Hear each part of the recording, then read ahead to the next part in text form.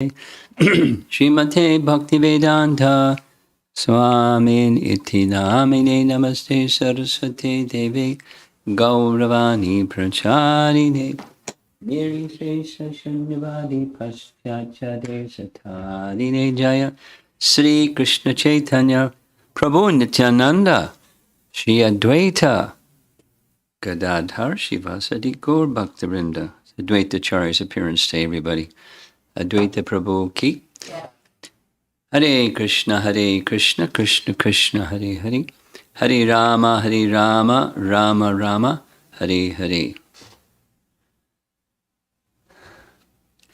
Very beautiful painting. This is from the British rule time, sometime probably in the 1800s, where a scene in Shantipur, it's not Advaita Acharya's place, but it's by the shore of the Ganga, somewhere in Shantipur, and it's some British artist capturing the beauty of Shantipur at that time.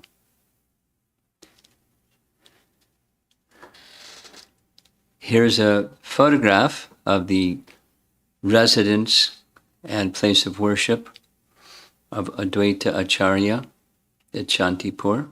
Shantipur is very close, some distance, but very close to Sridhara Mayapur, the birthplace of Chaitanya Mahaprabhu.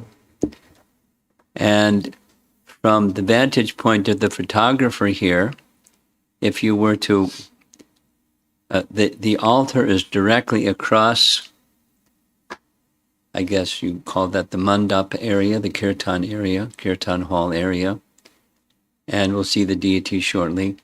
If you were to walk left around the building, and there's a little sloping hill, and at the bottom of that little sloping hill, you'll see a structure that looks like this.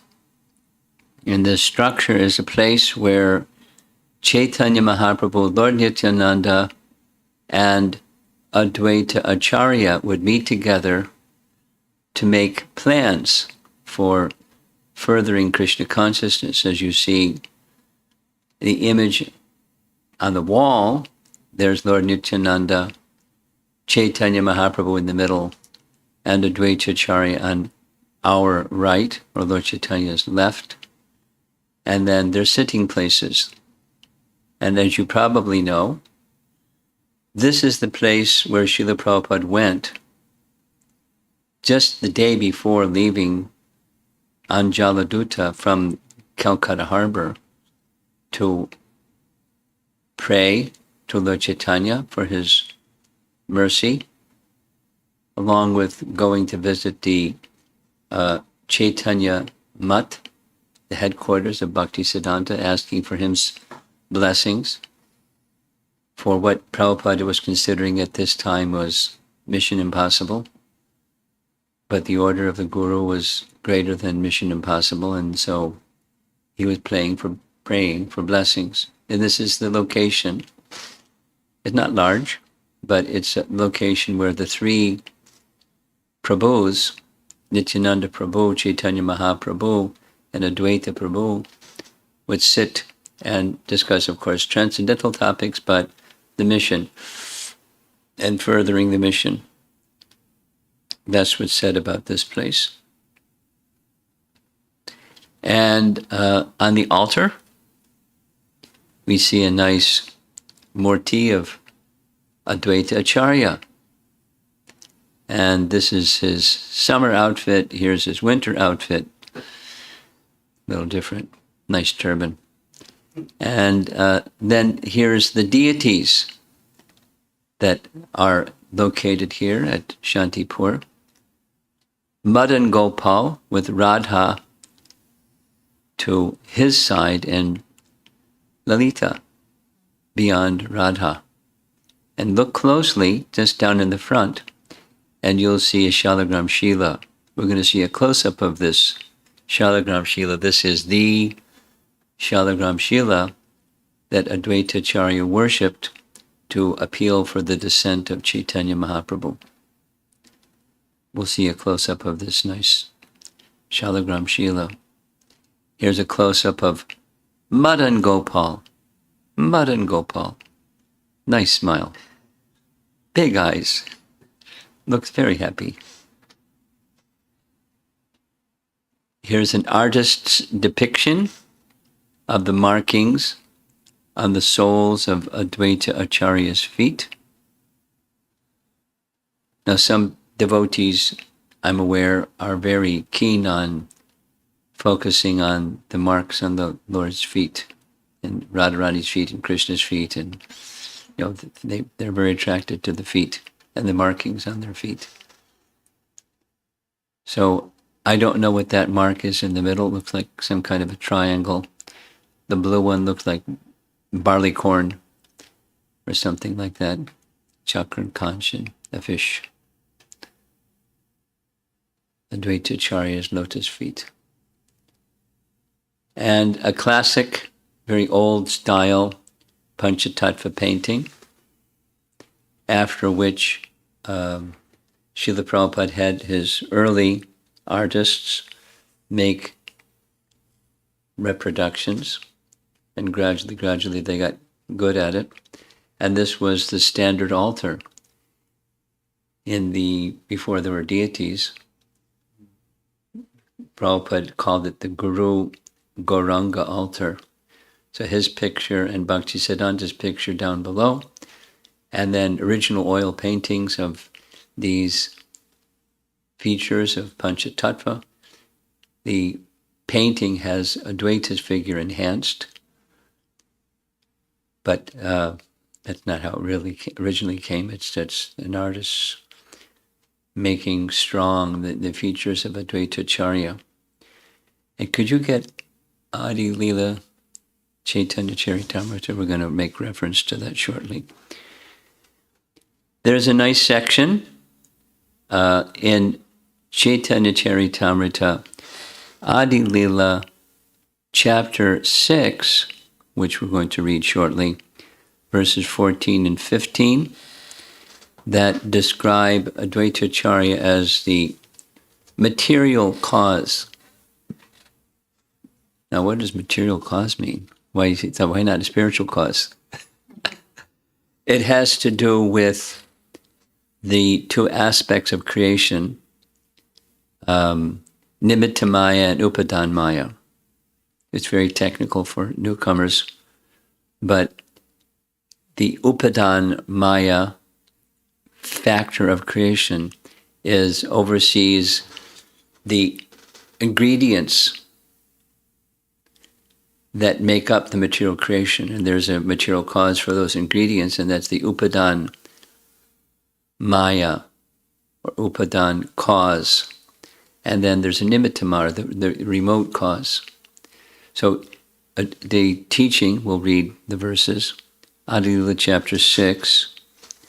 Adi Leela chapter 6. This is Madhya Leela. Adi Leela chapter 6. Well, let's take a look at the nice painting. There's Krishna beyond the cloud of the material energy. And then there's the cloud of the material energy. And within the cloud of the material energy is Mahavishnu. So we think of Advaita Acharya as Mahavishnu. Advaita Acharya is Mahavishnu, but he's even a specific feature of Mahavishnu, if you want to get really refined, and it's the Upadan causal factor of Mahavishnu. He causes creation. So texts 14, 15, and of course the whole of chapter 6, Adi Leela chapter 6, you're all welcome to read the chapter. It's the Glories of Sri Advaita Acharya. So you'll be happy to find out his glories. Here is the translation for verses 14 and 15. And please note that the purport for 14:15 is about 8 pages long. The purport is not what we're going to read. I'm just going to read the translation. They're combined together. Just as the external energy consists of two parts, dash, the efficient cause, nimitta, and the material cause, upadan, Maya being the efficient cause and pradhan the material cause, dash. So Lord Vishnu, the Supreme Personality of Godhead, assumes two forms to create the material world with the efficient and material causes. So one of the features of Mahavishnu is he oversees the material causal part, meaning like pradhan, like the ingredients. It's a long purport. You can read it at your leisure. But that's explaining the position of Advaita Acharya. Many nice pastimes we find in relation to the life of Advaita Acharya. Here's a nice photograph of Narendra Sarovara. Yeah, some of you have been to Jagannath Puri. And in Narendra Sarovara, there's a nice pastime where Advaita Prabhu performed the pastime like Sheshanag, and Chaitanya Mahaprabhu was floating on Sheshanag, or Lord Vishnu was floating on Sheshanag, so he's playing that role. Here's a little text I'm just going to mention. Bhaktivinoda Thakur writes about this in Sajjana Toshani, Volume 7, Part 11. Sriman Mahaprabhu often addressed Srila Advaita Prabhu as Nada, Nada. Bhaktivinoda writes, I have heard a number of meanings of the word Nada. Some Vaishnava scholar has said that the word Nada or Nara refers to Mahavishnu because Nara, the total aggregate of all living entities, is situated within him. Is the word Nada a corruption of the word Nara? The people of Radhadesh often use Da in place of Ra. Is this a reason that the word Nara has been written as Nada? This meaning is often applicable.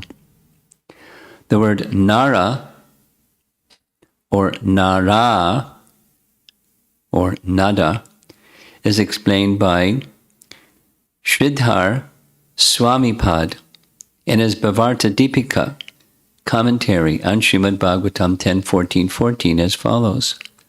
Quote, the word Nara refers to the aggregate of living entities, and the word Ayana refers to the shelter.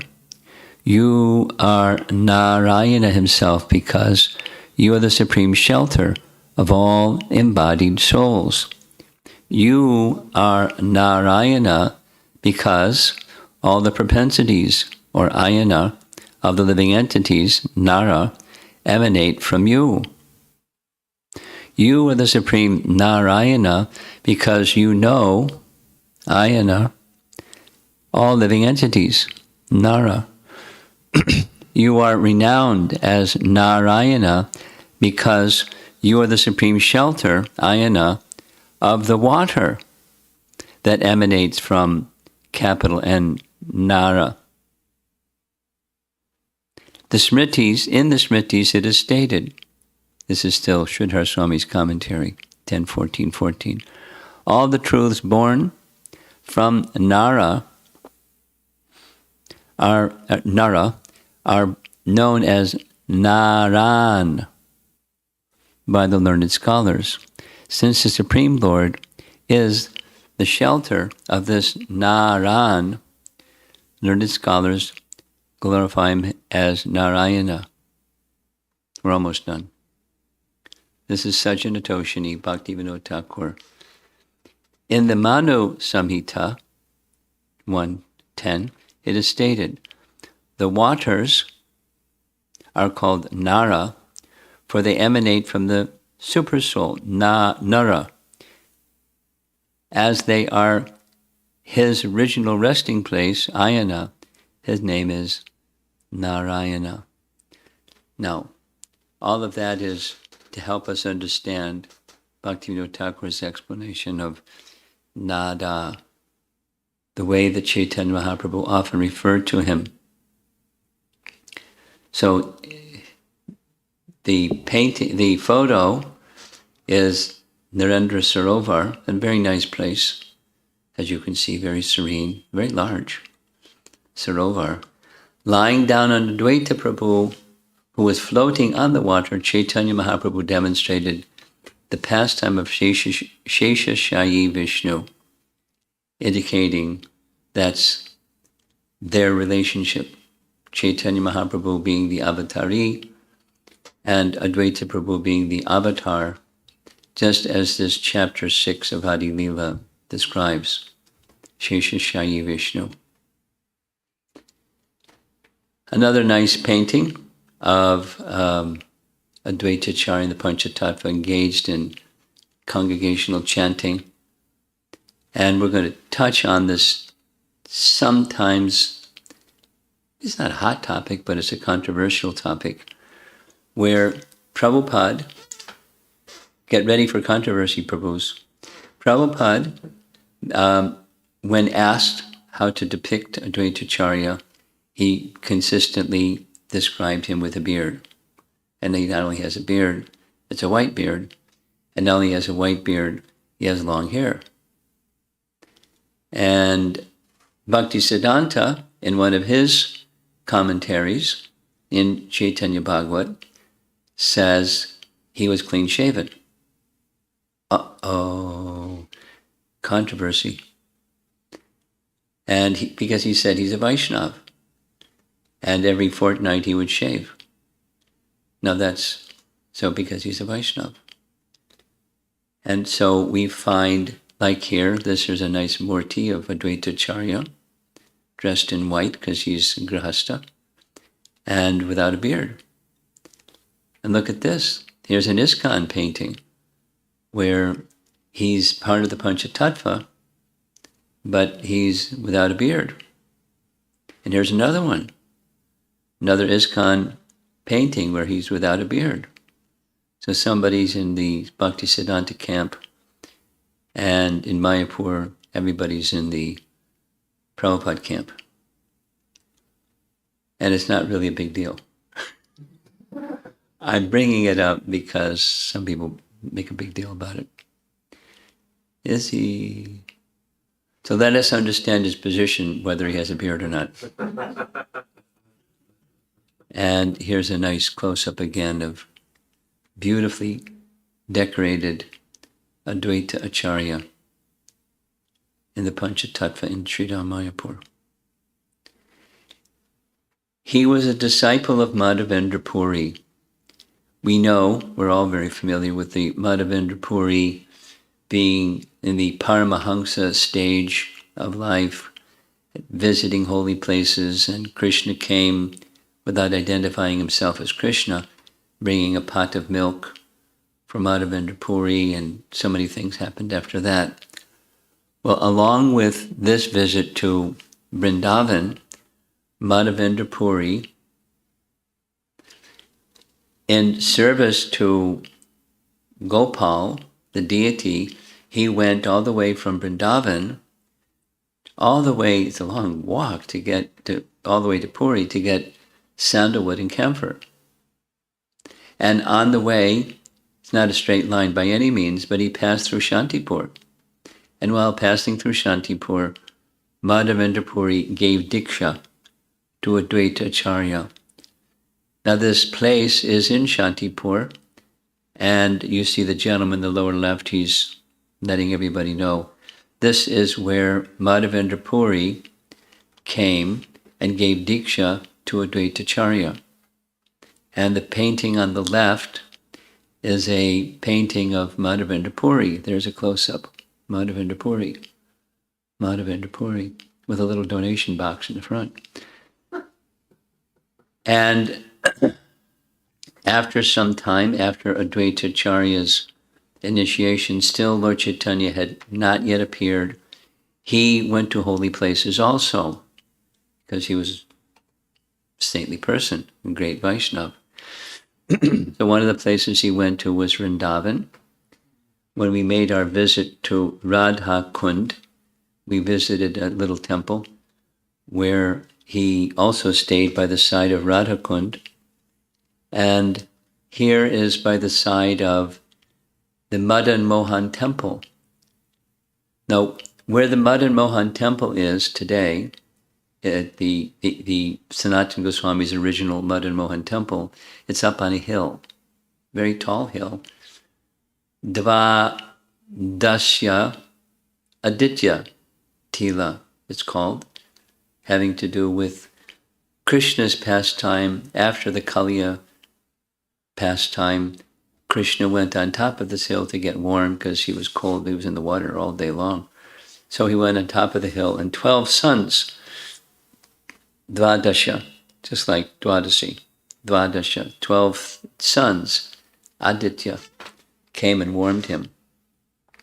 At the bana of that hill, at the base of that hill, is where during Advaita Acharya's time, the Ganges flowed. Or during Krishna's time, the Ganges flowed. Now it's the Parikrama path. And Advaita Acharya stayed here by this tree, and thus Vat, or tree, today is called Advaita Vat. He has some other names, but Advaita Vat. And by the base of this banyan tree, Advaita Acharya found within the earth the Madan Mohan deity.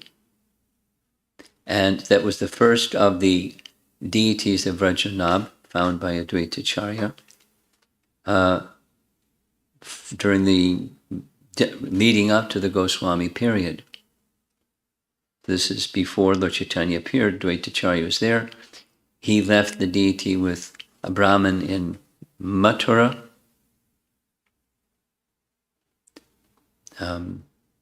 Purushottam Chobe. Later, Sanatana Goswami received Madan Mohan from him. But Advaita Acharya, we're speaking on his appearance day. This is one of the places that he stayed while in Vrindavan, a principal place where he stayed. And then he returned to Vrindavan in anticipation of the appearance of Chaitanya Mahaprabhu. Now he was responsible, at least in a significant way responsible, for the appearance of Chaitanya Mahaprabhu along with Haridas Thakur.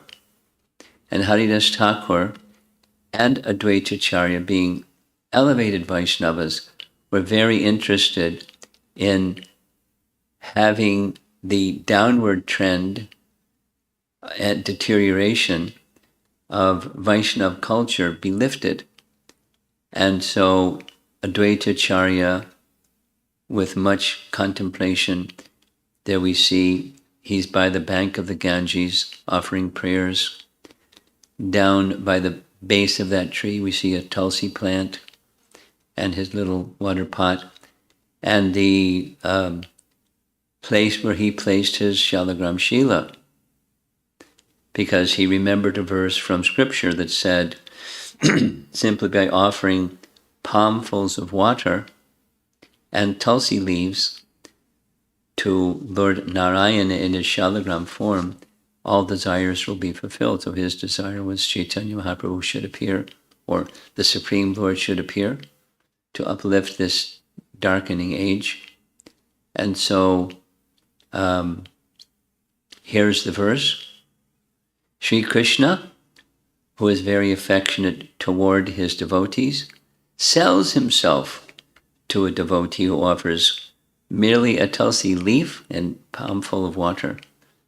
So he really did it up. He palmfuls of Ganges water, and not just a tulsi leaf, but tulsi manjaris.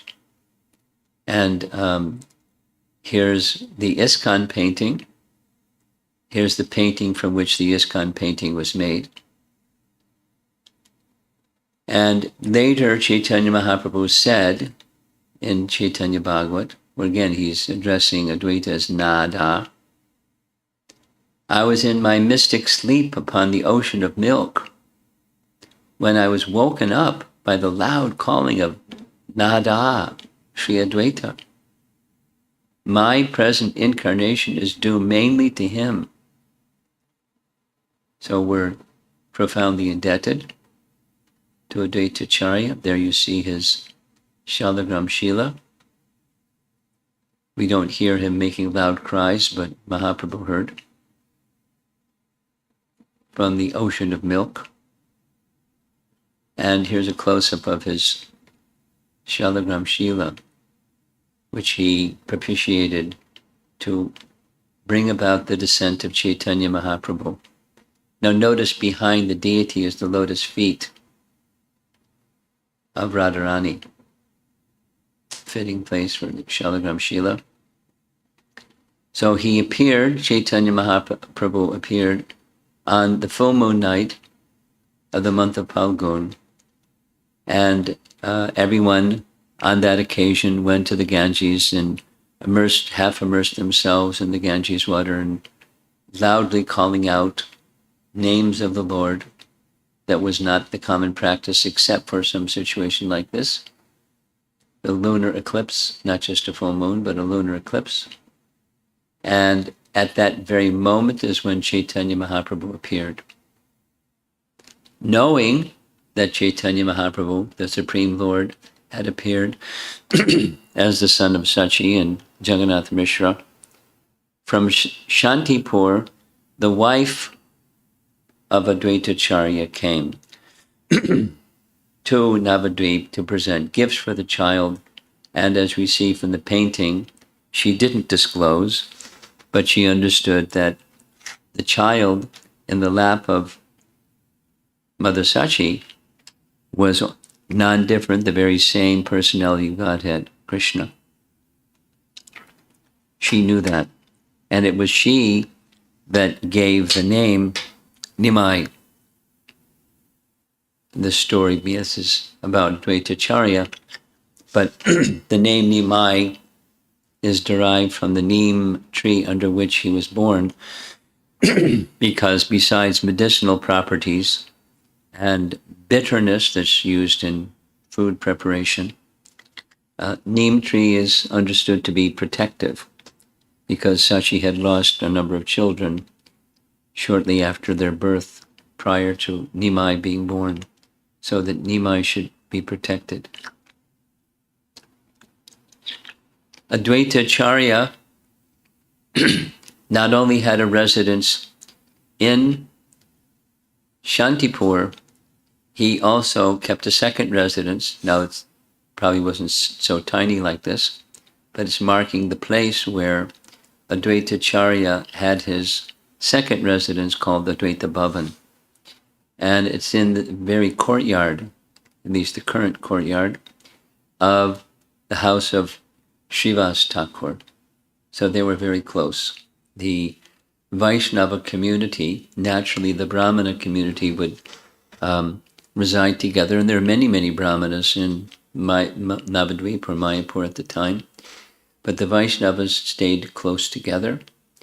And Advaita Acharya, during the childhood of Nimai and his brother Vishwarup, he regularly conducted discussions on Srimad Bhagavatam. It's not a new thing. It's been going on for a long time. And naturally, the elder brother of Nimai, Vishwarup, was very attracted to Advaita Acharya and to Srimad Bhagavatam. And so he went every day after doing his puja. He would go to the house of Advaita Acharya. And it wasn't just like, 15-minute, half an hour, 1 hour. It was all morning long Bhagavatam class. So absorbed was Vishwarup, that this is a nice painting. Nimai was sent by Sachi to bring his brother to come home for lunch. So he would grab his dhoti and pull him along.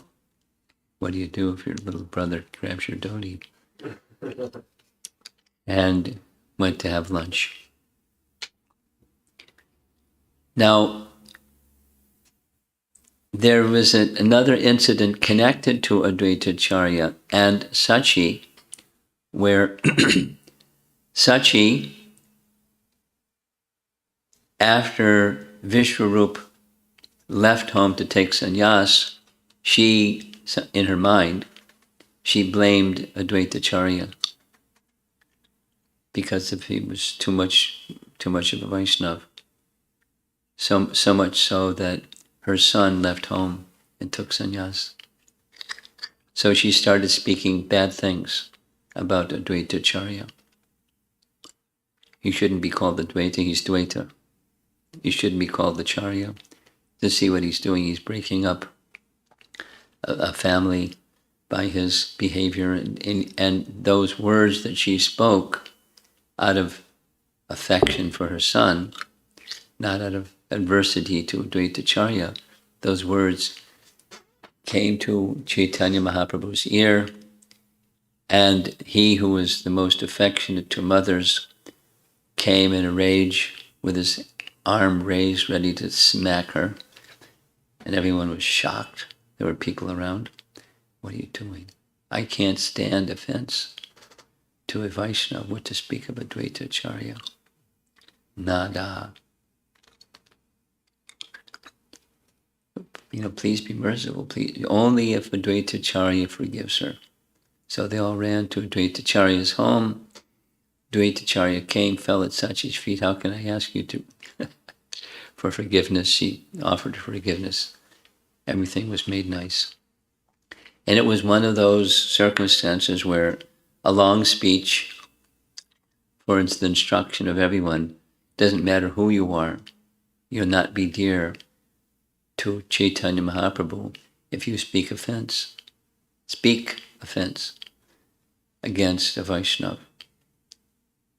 No, not only Advaita Acharya, he's in the category of Vaishnava, it's Vaishnava Aparad.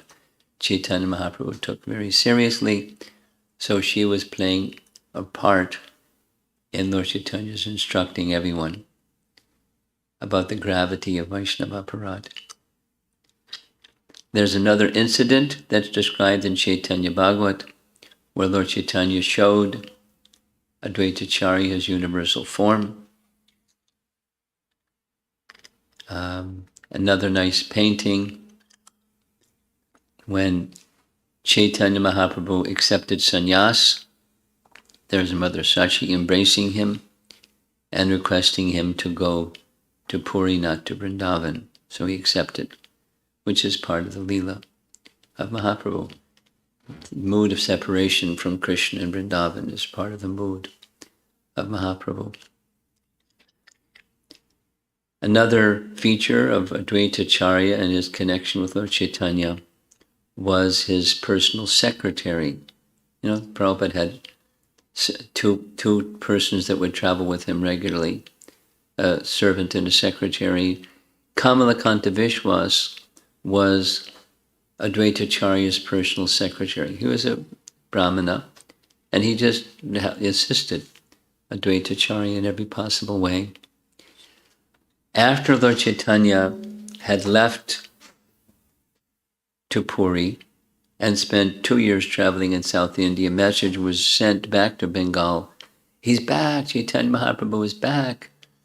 Come join him, Rath Yatra is coming soon. So they all wanted to hurry up and go, but Advaita Acharya wanted to have a several-day festival.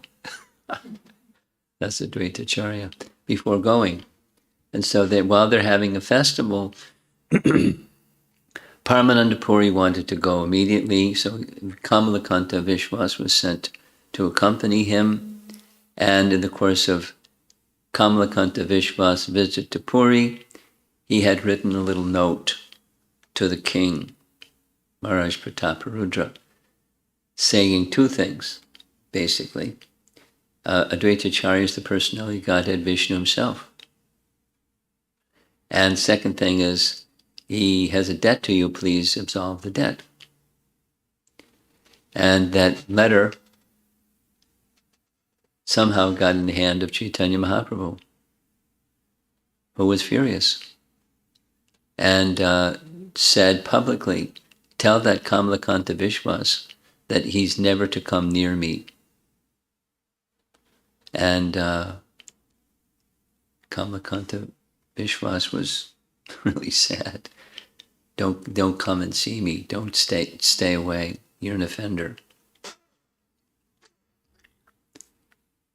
After some time, Advaita Acharya and the rest of the residents of Navadvip made their way to Puri, and Kamalakanta went and cried to Advaita Acharya. You know what happened?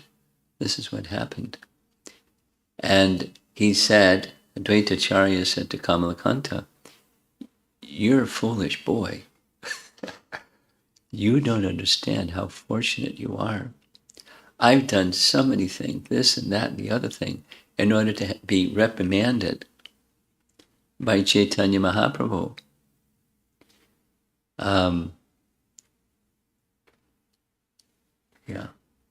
This is Krishna Das was sent to Navadvip to inform everybody. Paramananda Puri went with Kamalakanta Vishwas. There was a 300 rupee debt, that's probably a bigger number today than those days. And I don't even know if there were rupees, but that's what it says. Advaita Acharya said, notice he has a beard, to Kamalakanta Vishwas, that I expounded the Yoga Vashishta, which considers liberation the ultimate goal of life. Liberation, the ultimate goal of life. For this, the Lord became very angry at me and treated me with apparent disrespect. He had to trick him to be treated with disrespect. And you didn't have to do that. You just were trying to help me in your role of a servant or secretary.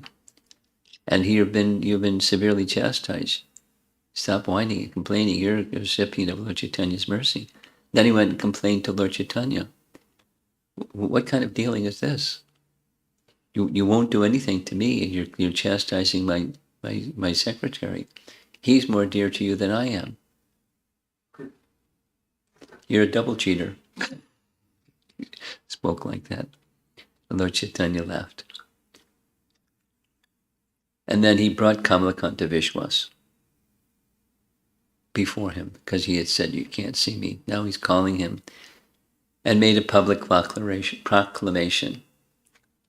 What you wrote is true. Advaita Acharya is the personality of Godhead. But how can the personality of Godhead be a debtor to anybody? Then he made a public statement saying, never take money from a materialist. Because if you take money from a materialist, you become implicated. And everyone was warned the proper conduct for a Vaishnava. Now, there are other pastimes with Advaita Acharya. It's a long description, but the long description ends in Advaita Acharya worshipping Chaitanya Mahaprabhu. That was the desire of his heart. He wanted Lord Chaitanya to take the position of supremacy, not only above him, but above everyone, and worship him. It's a long description that took place. Nice painting illustrating Advaita Acharya literally with all paraphernalia, worshipping. Here he's standing as if he's like a deity standing there. But we don't know if he was actually standing like that, but he was allowing Advaita Acharya to fulfill his heart's desire. Here's another nice painting of Sachi making arrangements for prasad. We know that Chaitanya Mahaprabhu, he passed through Shantipur twice after sannyas. Once was on his way to Vrindavan. He stopped at Shantipur on his way to Ramakeli to meet Rupa and Sanatan. And after meeting Rupa and Sanatan, he then returned and spent some time in Shantipur. So this is a nice painting of his taking meals at the home of Advaita Acharya in Shantipur. And there's another pastime, a celebrated pastime, where Advaita Acharya was hosting both Lord Nityananda and Chaitanya Mahaprabhu. And Lord Nityananda was playing the part. He was acting as a madman, as an avaduta, and complaining, I'm a mendicant and you're starving me. Look at all the prasad that's on his plate. Which it's not one morsel. How you're not a good host. This is very offensive.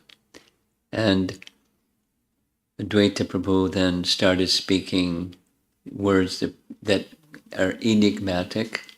He's saying one thing, but he's glorifying him. Actually, stop speaking like this. You're a person that doesn't have any caste. You don't deserve anything. And Nityananda picked up some grains of rice and threw them on the floor in anger. And some of those grains of rice bounced and hit Advaita Acharya's leg, and Advaita Acharya is dancing through the roof, being hit by some rice thrown by Lord Nityananda. So these two personalities, Lord Nityananda and Advaita, had many very funny exchanges. This is one of the funniest. In the pastimes of Chaitanya Mahaprabhu in Puri, pretty large building there in the background, there's Advaita Acharya dancing in the kirtan with Lord Chaitanya and Lord Nityananda and the other Vaishnavas. So he was one of the, even with his age, he was one of the dancers in the kirtan parties of Chaitanya Mahaprabhu. And there was another very important role that he played in the departure of Chaitanya Mahaprabhu. The situation was that from time to time, Jagatananda Pandit would go from Puri to Navadvip to bring word of Chaitanya Mahaprabhu to Mother Sachi. And he would describe in his own way a great devotion, Lord Chaitanya's activities and how he's doing and everything that mothers are concerned about. And then he also gave association to the other Vaishnavas because they were also very eager to hear about Lord Chaitanya. And that was a function that he performed from time to time. On one occasion, he was visiting Navadvip, and he went to Advaita Acharya's home to take his blessings for returning back to Puri. And Advaita Acharya gave an instruction to carry a message from me to Chaitanya Mahaprabhu, and here it is. Please inform Sri Chaitanya Mahaprabhu, who is acting like a madman, that everyone here has become mad like him. Inform him also that in the marketplace, rice is no longer in demand. And further, tell him that those now mad in ecstatic love are no longer interested in the material world. Also, tell Sri Chaitanya Mahaprabhu that one who has become a madman in ecstatic love has spoken these words. And Jagatananda just laughed when he received this message. Chaitanya Mahaprabhu took it to mean, I invited you to come, I called for you to come. Your mission has been now fulfilled. So if you so desire, you may now return to the spiritual world. And when that message was brought to Chaitanya Mahaprabhu, he didn't speak anything, he just smiled. And nada has spoken. And from that date, the final pastimes of Chaitanya Mahaprabhu began. The final pastimes, meaning the pastimes of ecstatic love that were unprecedented. The states of madness of Chaitanya Mahaprabhu and his feelings of separation from Krishna. although he's Krishna himself. And that's a little summary of Advaita Acharya's role in the pastimes of Chaitanya Mahaprabhu. Now, normally, we've been going almost an hour. Normally, I've just been reading in the morning, and I'm open for some discussion. Probably everyone's not used to it because we've just been reading. But if anyone who is online or listening remotely, or however you are doing this, if you want to raise a question, you can send something in. And otherwise, we'll close up.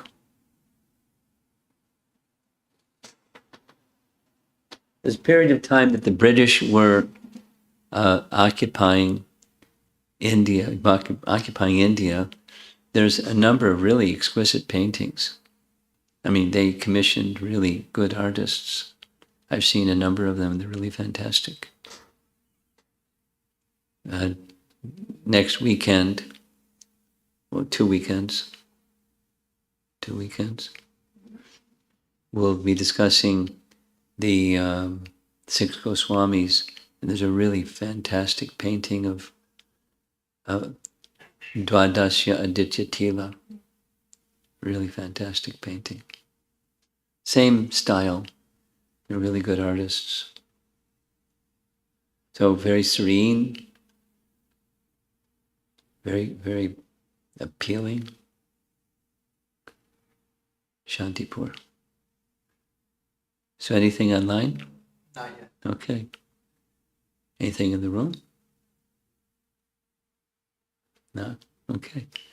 Srila Prabhupada ki, Advaita Acharya Prabhu ki.